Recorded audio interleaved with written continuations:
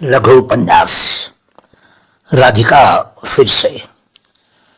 सुबह सुबह आइए इस साल दिवाली पर क्रिसमस मनाएं, कैसा रहेगा? उसने कहा और खाने की मेज पर पड़े अखबार को हाथ से थपथपा दिया। राधिका, कृपया इस तरह नाटकी मत बनो। सेब की तुलना आलू से मत करो, मैंने कहा और भाप से भरी चाय की चुस्की ली। एक ही बात है कबीर, जब आप कहते हैं कि हम किसी और दिन अपनी शादी की सालगिरह मनाएंगे तो ये उतना ही अच्छा होता है जितना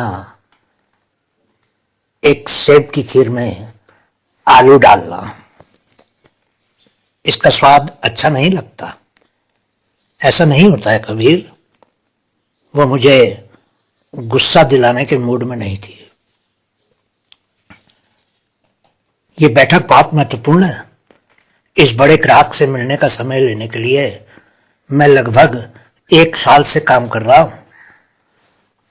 और अगर मैं ये काम कर लेता हूं तो हमारी जिंदगी बदल जाएगी। मुझ पर विश्वास करो। हम अगले रविवार को अपनी सालगिरह के लिए एक बड़ा जश्न मनाएंगे। मैंने राधिका को फिर से मनाने की कोशिश की। देखो कबीर, यही वो जगह है जहां आपकी धारणा गलत है। मुझे कोई बड़ा उत्सव नहीं चाहिए।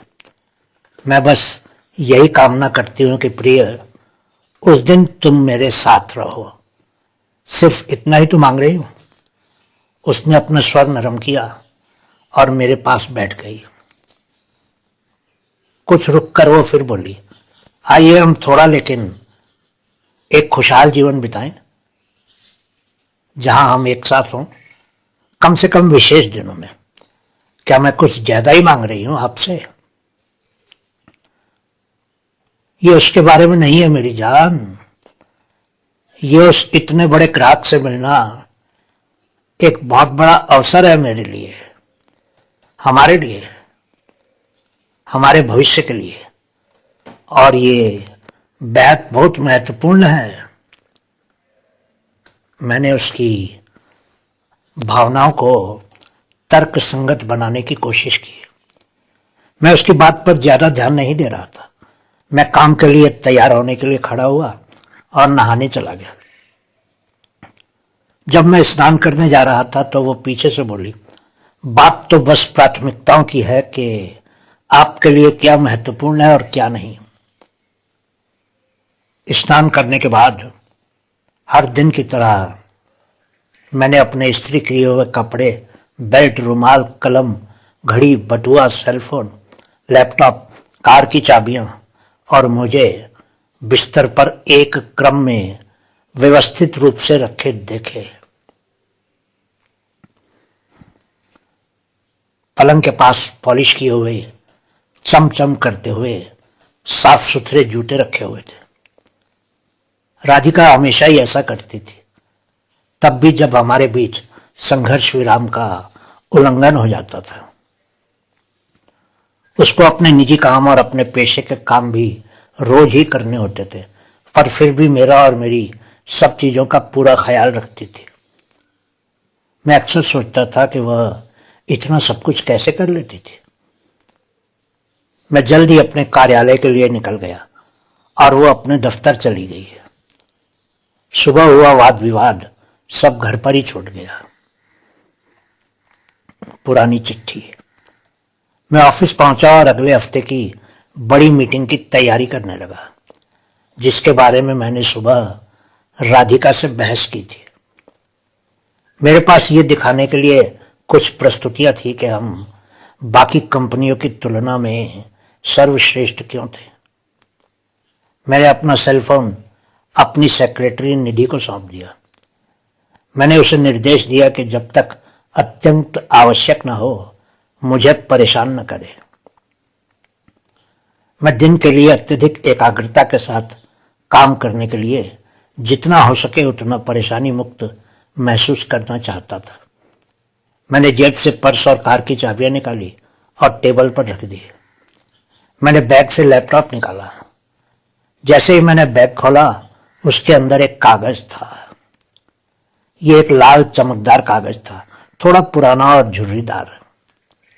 ये एक चिट्ठी थी जो चमचमाती चांदी की स्याही से लिखी गई थी।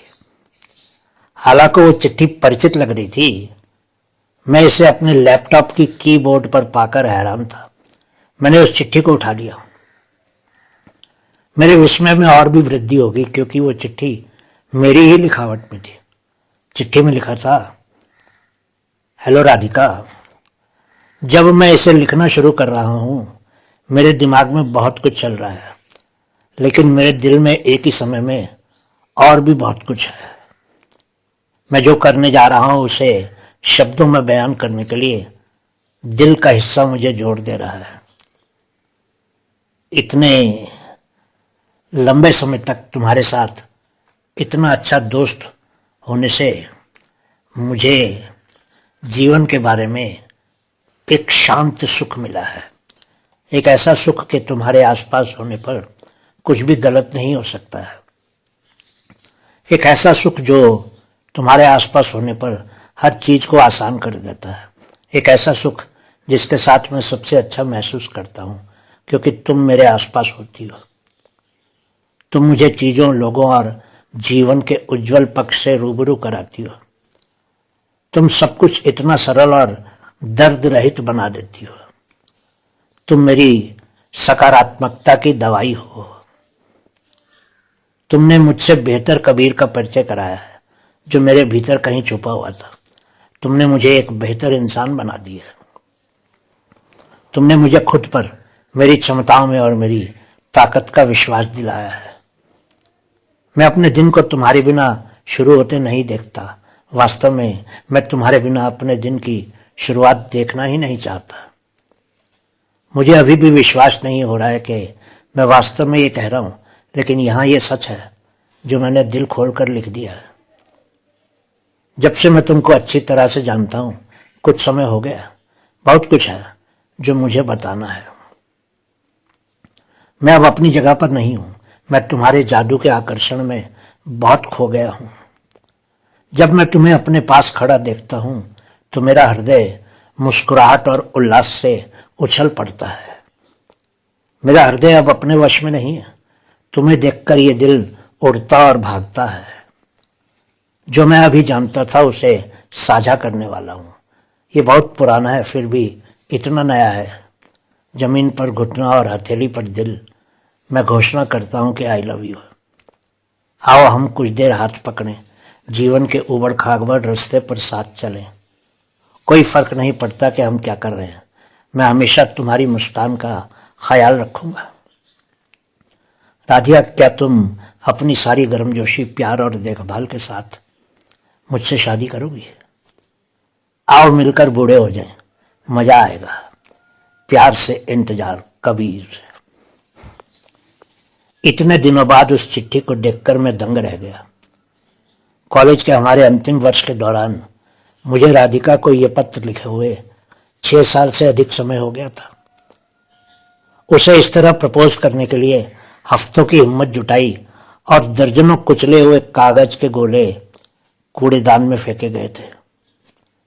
मैंने इस पत्र को एक किताब के अंदर रखा था, जिसे मैंने जानबूझकर अंतिम परीक्षा के दौरान राधिका को दे दिया था। उसने उसी पेपर के दूसरी तरफ अपनी प्रतिक्रिया व्यक्त की थी और 2 दिन बाद उसी किताब में वापस डाल दी थी। मैंने तुरंत उस चिट्ठी को पलटा और पढ़ा। कबीर, मैं बूढ़ा नहीं होना चाहती। मैं युवा, दिल से तुम्हारे साथ मरना चाहती हूँ। हाँ, मैं तुमसे शादी करूंगी। मैं तुमसे शादी करना चाहती हूँ। मैंने तुमसे शादी करने की प्रार्थना की है। मैं आज कुछ कबूल करना चाहती हूँ। मैं तुम्हें बहुत पहले से, बहुत लंबे समय से प्यार करती हूँ। मैंने तुम्हारी आंखों में अपने लिए प्यार बहुत लंबे समय से देखा है। बात बस इतनी सी थी कि तुम इतने मूर्ख थे कि खुद को पहचान नहीं पा रहे थे। मेरी आंखों में इसे देखने की तो बात ही छोड़ो। मैं सदियों से इस दिन का इंतजार कर रही थी। मैं अब तुमसे मिलने के लिए बिल्कुल भी इंतजार नहीं कर सकती हूँ। तुम्हारी चिट्ठी को पढ़कर आज मैं बहुत बहुत खुश हूँ। मुझे तुमसे प्यार है। हाँ, मैं तुमसे और सिर्फ तुमसे प्यार करती हूँ। आलिंगन और बहुत से चुंबक। राधिका। दुर्घटना। एक पल में कागज का यह लाल टुकड़ा मुझे उन दिनों में वापस ले गया था जब हमारा प्यार ताजा और युवा था और अपने आप को व्यक्त करना बहुत ही महत्वपूर्ण था। उस समय हम एक दूसरे को बहुत अधिक महत्व देते थे। हम एक दूसरे की बहुत अधिक परवाह करते थे। राधिका आज भी वैसी ही थी।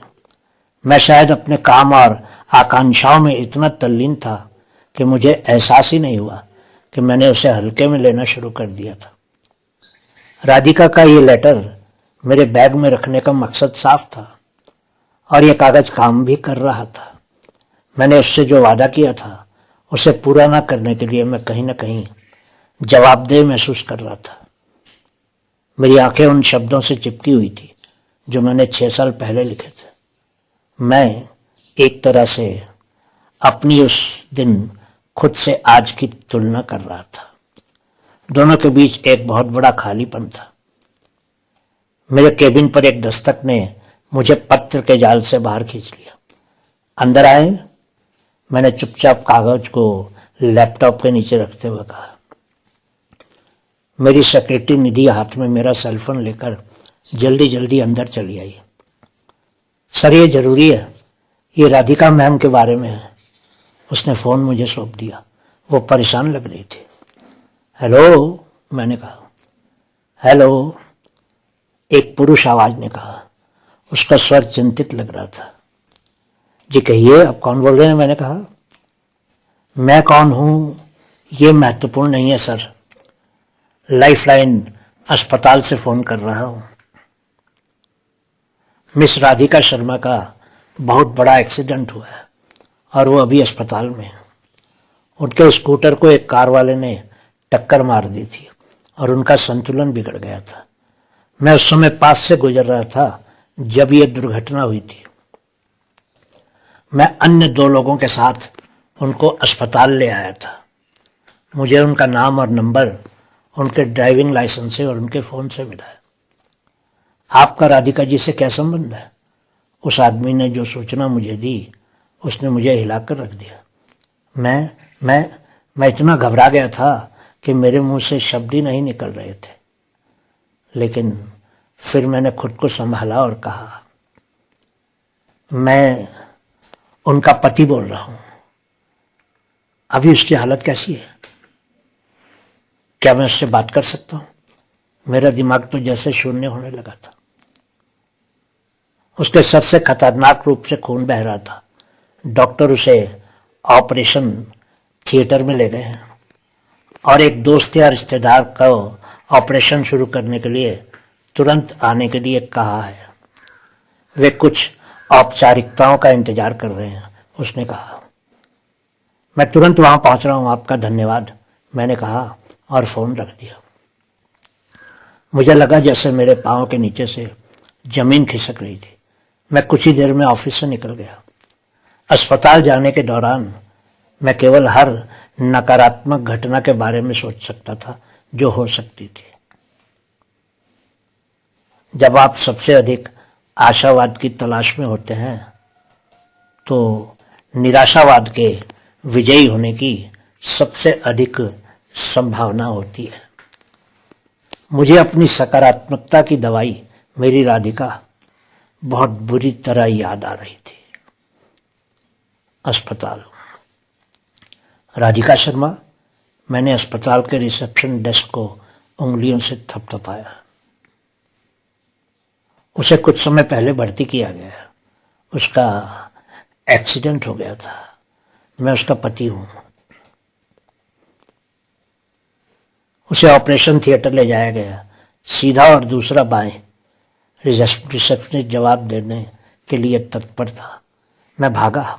ऑपरेशन थिएटर के बाहर सफ़ेद एप्रन में एक आदमी खड़ा था जिसके गले में स्टेथोस्कोप था। एक डॉक्टर के रूप में उन्हें प्रमाणित करने के लिए पर्याप्त था। माफ़ कीजिए, राधिका शर्मा, मैंने पूछताछ की। आप? उसने पूछा। मैं कबीर हूँ, उसका पति। वो कैसी हैं? मेरी झल्लाहट मेरे चेहरे पर और मेरे हाव भाव से साफ झलक रही थी। मेरे साथ आओ, हमने ऑपरेशन के लिए आवश्यक प्रति अपेक्षित परीक्षण पहले ही कर लिए। हमें अब जितनी जल्दी हो सके ऑपरेशन करना है।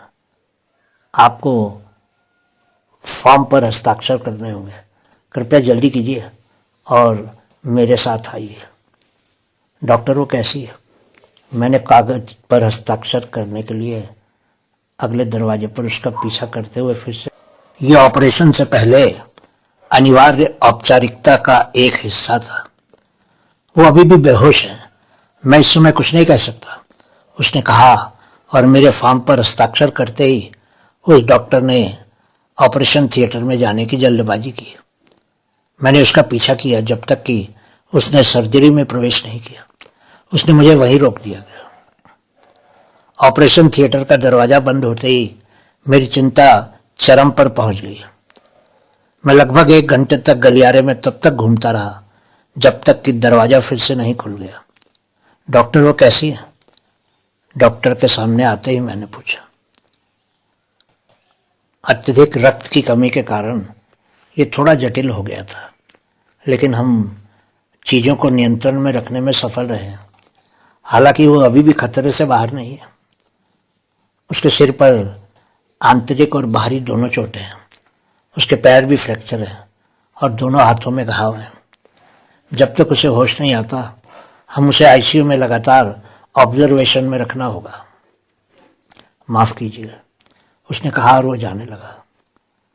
पर मैंने जैसे विनती की, डॉक्टर प्लीज़, क्या मैं उसको देख सकता हूँ? Please doctor. वो अभी भी बेहोश है और आईसीयू में स्थानांतरित कर दिया गया है। मुझे खेद है, लेकिन आप अंदर नहीं जा सकते। जब तक वह खतरे से बाहर नहीं हो जाती तब तक हमारी नर्सों को उसकी विशेष देखभाल करनी होगी। तब तक मैं आपको सुझाव देता हूँ कि कृपया उसके लिए प्रार्थना करें। मैं एक तर्कसंगत व्यक्ति हूँ, लेकिन हाँ, प्रार्थना काम करती है, उसने कहा। उसने मेरे कंधे पर थपथपाया और अपने कर्तव्यों का पालन करने के लिए निकल पड़े। प्रार्थना। बहुत मेहनत के साथ मैं आईसीयू सेक्शन में उसके कमरे की तरफ गया। धीरे धीरे मैं दरवाजे के बीच में लगे एक छोटे आयताकार आर पार देखने वाले शीशे के करीब गया। मैं राधिका को बेहोशी में देख सकता था। वह आसमानी रंग के कपड़ों में थी जो अस्पताल ने सभी मरीजों को दिए होते थे। उसके सिर पर चौड़ी पट्टी बंधी थी। इसमें ड्रेसिंग के बड़े पैच थे और बाईं ओर टांके लगे थे। उसकी गर्दन को गर्दन की पट्टी से सहारा दिया गया था। उसके दाहिने हाथ पर एक सिरिंज का इंजेक्शन लगाया गया था और पाइप एक हैंगर पर उसके बिस्तर के किनारे लटकती हुई बोतल से जुड़ा था। उसका बायां हाथ कपड़े में था और लगभग पूरी तरह से पट्टियों से ढका हुआ था। कुछ क्लिप के जरिए उंगलियों से जुड़े एक यंत्र से उसकी नब्ज पर नजर रखी जा रही थी। एक नर्स इंजेक्शन तैयार कर रही थी। मैं बेवजह वहीं खड़ा रहा जब तक कि एक और नर्स ने मुझे अंदर जाने के लिए, अलग हटने के लिए नहीं कहा। मैंने मुझे भी अंदर जाने का आग्रह किया। उसने इनकार किया। निराश होकर मैं कमरे के बाहर बेंच पर बैठ गया। मैं बिखर गया था। मुझे इस तरह देखने की आदत नहीं थी। मुझे अचानक उसकी उज्जवल जीवन से भरी मुस्कान याद आने लगी। मैं आज सुबह उससे बहस करके घर छोड़ने के लिए खुद को कोस रहा था। मुझे घर से निकलते समय उसके चेहरे पर मुस्कान छोड़ देनी चाहिए थी, मैंने सोचा। उसका आखिरी बार देखा हुआ निराश चेहरा मेरे सामने आ रहा था। मुझे अपने आप पर गुस्सा आ रहा था। चीजें अब मेरे नियंत्रण से बाहर थी और मेरी जीवन शक्ति आईसीयू में थी। हालांकि मैं विरोध करने की बहुत कोशिश कर रहा था, फिर भी मुझे उसे खोने का एहसास हो रहा था। 12 घंटे से अधिक समय बीत चुका था, लेकिन स्थिति ज्यादा नहीं बदली थी। एक बेचैनी भरी रात खत्म होने को तैयार नहीं थी। मैं शीशे के फ्रेम से उसे थोड़ी थोड़ी देर में चेक कर रहा था, इस उम्मीद में कि मैं उसे अपनी बाँह, उंगली या यहाँ तक के पलके हिलाते हुए ही देख सकूं। मैं बार बार दरवाजे पर जाता था, लेकिन हर बार नाकाम होकर लौट आता था। लगभग कोई विकल्प नहीं था मेरे पास। मुझे उसे वापस सामान्य करने के लिए मैंने प्रार्थना करना चुना। 4 दिन बाद 4 दिन तड़प तड़प कर गुजर गए। मुझे लगने लगा कि उसको आंखें खोलकर मुझे देखने की मेरी उम्मीद का कोई अंत नहीं था। इंतजार बहुत लंबा होता जा रहा था। मेरा धैर्य खत्म हो रहा था। उस समय मैं उसे उसके सामान्य रूप में वापस लाने के लिए कुछ भी कर सकता था। मेरा दिल हर गुजरते पल के साथ एक गहराई में गिरने के करीब होता जा रहा था। मेरे लिए घड़ी और कैलेंडर अब कोई महत्व नहीं रखते थे। राधिका के कमरे के पास बेंच पर बैठना, उसके दरवाजे पर जाना, निराश होना और वापस आना एक कर्तव्य और स्थायी कर्म ही बन गया था। नर्सें हर बार दया भाव से मुझे देखते हुए मेरे पास से गुजर जाती थी। असहाय बैठना निराशावाद के प्रति मेरी संवेदनशीलता को बढ़ा रहा था। मुझे सकारात्मक महसूस करना था। मुझे पता था उसके बिना यह मुश्किल था। हालांकि मेरे पास इसे करने के अलावा कोई विकल्प नहीं था, क्योंकि यह उसके जीवन के लिए, मेरी जीवन रेखा के लिए था। मैंने उसके लिए अपनी लंबी अस्पष्ट भावनाओं को व्यक्त करने का फैसला किया। फिर एक बार, वर्षों के बाद, मैं बाहर जाकर लिखने के लिए कुछ सफ़ेद कागज ले आया और अपने विचारों को बिना किसी बनावट के लिखने लगा। अपनी आंखों से गिरने वाले आंसुओं को मैं रोक नहीं सका, जबकि मैं लिखता रहा जब तक मेरा दुख समाप्त नहीं हो गया। मैं किसी और से ज़्यादा खुद को लिख रहा था। अगली सुबह मैं उसी बेंच पर बैठा था और गलियारे की खाली दीवार को देख रहा था। मिस्टर शर्मा, एक नर्स आई और शांति से मेरे कंधे पर हाथ रख दी। मैं थका हुआ और बेचैन था। मैंने उसकी तरफ देखा। नर्स मुस्कुराई और बस सिर हिला दी। सचमुच? मैं एक पल में ही उठकर खड़ा हो गया। हाँ, उसे होश आ गया। बधाई हो। डॉक्टर उसकी जांच कर रहे हैं। डॉक्टर शीघ्र ही तुम्हारे पास वापस आएंगे, उसने कहा। क्या मैं उसे देख सकता हूँ, कृपया? मैंने तुरंत पूछा। हाँ, आप देख सकते हैं। जितना खुश मैं था उतना खुश तो नहीं, लेकिन नर्स मेरे लिए खुश लग रही थी। मैं फिर से सक्रिय हो गया था। मैं दौड़कर राधिका के कमरे की तरफ गया और चुपचाप अंदर चला गया। उसकी आंखें अभी भी बंद थी, लेकिन वो अपना सिर हिलाने की कोशिश कर रही थी। डॉक्टर उसकी नब्ज चेक कर रहे थे। मैं एक तरफ खड़ा हो गया। जैसे ही डॉक्टर ने इंजेक्शन लगाने की तैयारी की, उसने धीरे से अपनी आंखें खोली। मैं उसके करीब गया और उसके सिर पर अपनी हथेली रख दी। उसने मेरी तरफ देखा। मैं उसकी आंखों में दर्द देख सकता था। उसने मुस्कुराने की कोशिश की।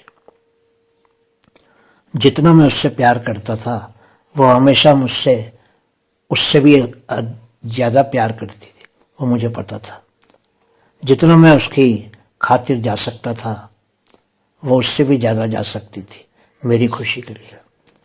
लेकिन इतने सालों में पहली बार मुझे उसे देखकर उससे कहीं ज़्यादा खुशी हुई, जितनी खुशी वो मुझे देखकर महसूस करती थी। ये अब खतरे से बाहर है। राधिका के पास पड़ी हुई उसकी रिपोर्ट पढ़ते ही डॉक्टर ने मुझे बताया। आपको धन्यवाद, बहुत बहुत धन्यवाद, मैंने कहा और लगभग डॉक्टर को गले लगा लिया। मैं अपनी भावनाओं पर नियंत्रण नहीं रख पा रहा था। हमने अभी देखा है और आवश्यक कार्य किया है। ये भगवान की कृपा है जिसने उसे वापस होश में ला दिया। आपकी दुआ काम कर गई। डॉक्टर मुस्कुराया। मैं बदले में मुस्कुराया। डॉक्टर ने अपना हाथ मेरे कंधे पर रखा और मुझे राधिका से थोड़ा आगे ले गए। लेकिन हाँ, उसे अभी भी पूरी तरह से ठीक होने के लिए आराम और देखभाल की ज़रूरत है। ये उनके लिए किसी पुनर्जन्म से कम नहीं है। उसकी आंतरिक चोटों को बाहरी चोटों की तुलना में ठीक होने में अधिक समय लगेगा।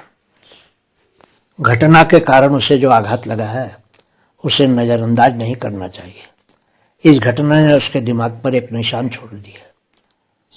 अगर स्थिति स्थिर रहती है तो उसे कल आईसीयू से निकालकर नियमित वार्ड में स्थानांतरित कर दिया जाएगा। तेजी से ठीक होने के लिए उसे खुश और हल्का रखने की कोशिश करें, इससे मदद मिलेगी। डॉक्टर चिंतित थे लेकिन उत्साहजनक थे। इसने मेरी सकारात्मकता को एक बड़ा समर्थन दिया। जरूर, मैं इसका ख्याल रखूंगा, मैंने कहा। फिर से धन्यवाद डॉक्टर। होश आने के बाद, गुड मॉर्निंग मेरी जान, मैंने कहा और उसके माथे को चूमा और उसके बिस्तर के पास उसकी बाईं ओर एक स्टूल पर बैठ गया। उसने धीरे से आंखें खोली और मुस्कुरा दी। वो अभी भी शारीरिक और मानसिक दोनों रूप से कमजोर थी, लेकिन वो अपने पुनरुद्धार के बाद के समय में बेहतर हो गई थी। उसने बोलने से परहेज किया था। उसके पैरों में फ्रैक्चर ने उसे अभी तक घूमने फिरने नहीं दिया था, लेकिन मेरे द्वारा दिए गए मेरे साथ का शुक्रिया, जो साथ कई वर्षों से गायब था, वो मानसिक रूप से बहुत बेहतर महसूस करने लगी थी। मैंने उसके लिए उसके पसंदीदा लाल गुलाबों का एक बड़े गुलदस्ते का अनावरण किया, जिसे मैंने उसके बिस्तर के नीचे छिपा दिया था। इसके बाद राधिका का पसंदीदा चॉकलेट केक आया। मैंने केक बनाया था। हैप्पी मैरिज एनिवर्सरी जाने मन, मैं यहाँ हूँ, प्यार से, पसंद से। उस क्रीम केक पर क्रीम से लिखा था। तुमको सालगिरह की बहुत बहुत शुभकामनाएं मेरी जान, मैंने कहा। उसने उतना ही सिर हिलाया जितना उसकी गर्दन की पट्टी ने अनुमति दी। उसकी पलकें ज़्यादातर बातें कर रही थी। मेरी एक शिकायत है, मैंने कहा। तुम्हें हमारी सालगिरह पर मुझे तुम्हारे साथ रहने के लिए इतना बड़ा एक्सीडेंट करके अपनी हड्डियां तोड़वाने की ज़रूरत नहीं थी। मैंने उसकी तरफ देखकर आंख मार दी। उसके पास कहने के लिए बहुत कुछ था, लेकिन उसने चुप रहना और भौंवे उठाकर उपहास करना चुना। हाँ, मैं जानता हूँ, मैंने कहा। मुझे अफसोस है, मुझे नहीं पता था कि क्या कहना है। ये पहली बार था कि ये सब मैं बोल रहा था और वो सिर्फ सुन रही थी। पति आमतौर पर इस अवस्था के लिए अभ्यस्त नहीं होते थे, इसलिए स्थिति से परिचित होने की कमी मुझे मूर्खतापूर्ण बातें कहने पर मजबूर कर रही थी। वो इसका आनंद ले रही थी। तुमको नहीं पता कि इन 4 दिनों में राधिका मैंने क्या क्या झेला है। कृपया मेरे साथ ऐसा दोबारा कभी न करना। मुझे फिर कभी इस कठिन इम्तिहान में मत डालना राधिका। मुझे पता है कि तुम मुझसे नाराज थी, लेकिन कृपया मुझे इस तरह की सजा फिर कभी ना देना, मैंने कहा। उसने धीरे से अपना बायां हाथ मेरे हाथ की तलाश में उठाया।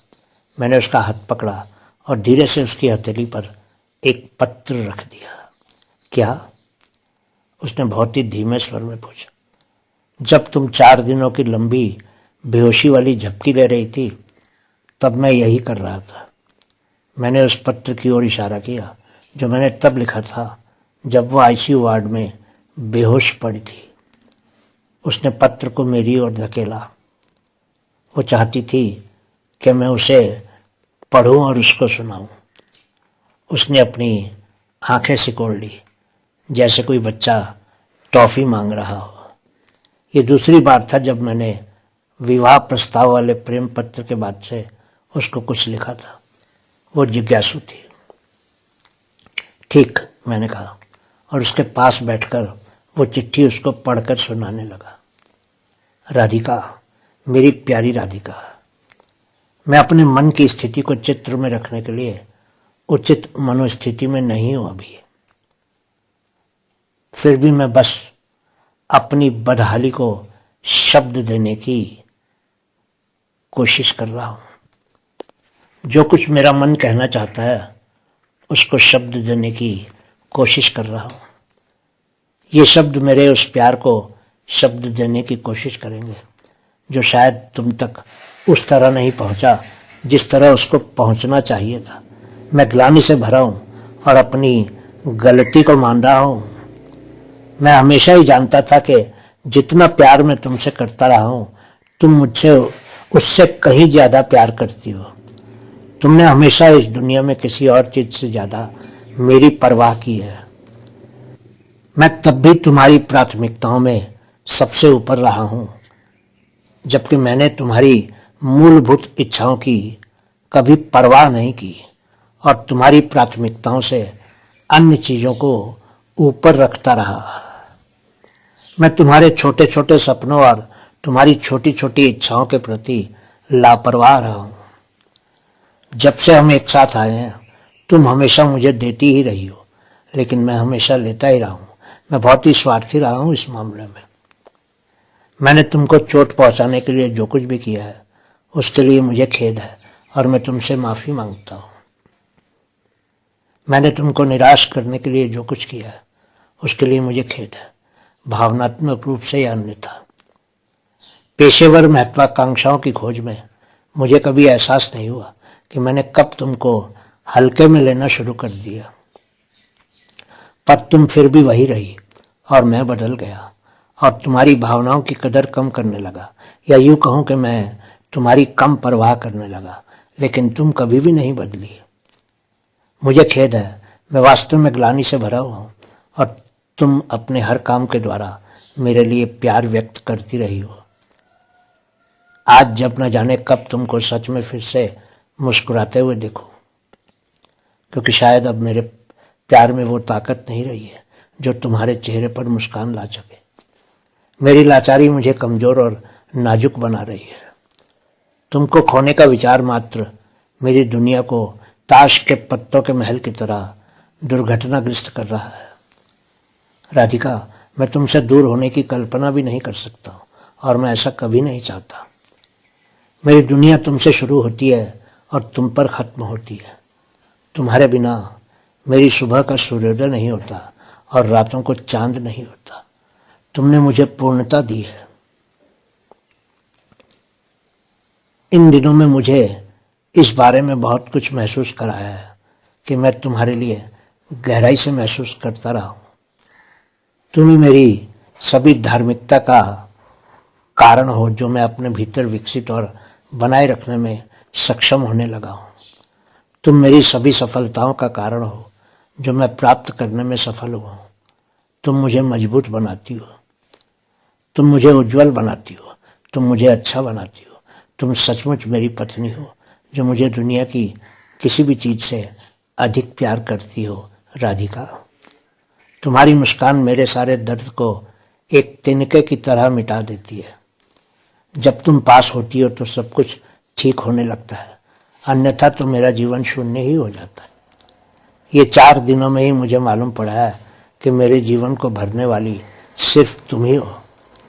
तुम्हारे आलिंगन मेरे तनाव और दर्द को कुचल देते हैं और तुम्हारे चुंबन मुझे पंख लगा देते हैं।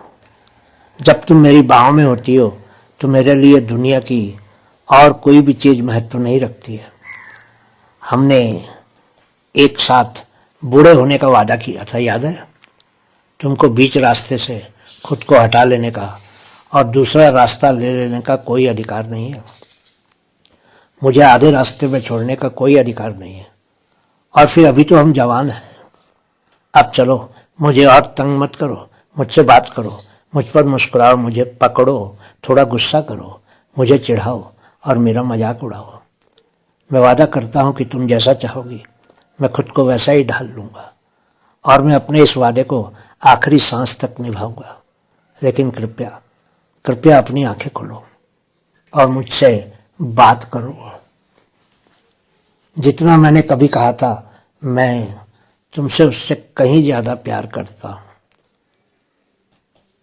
जितना मैंने कभी कहा था उससे कहीं अधिक मैं तुम्हारा आभारी हूं।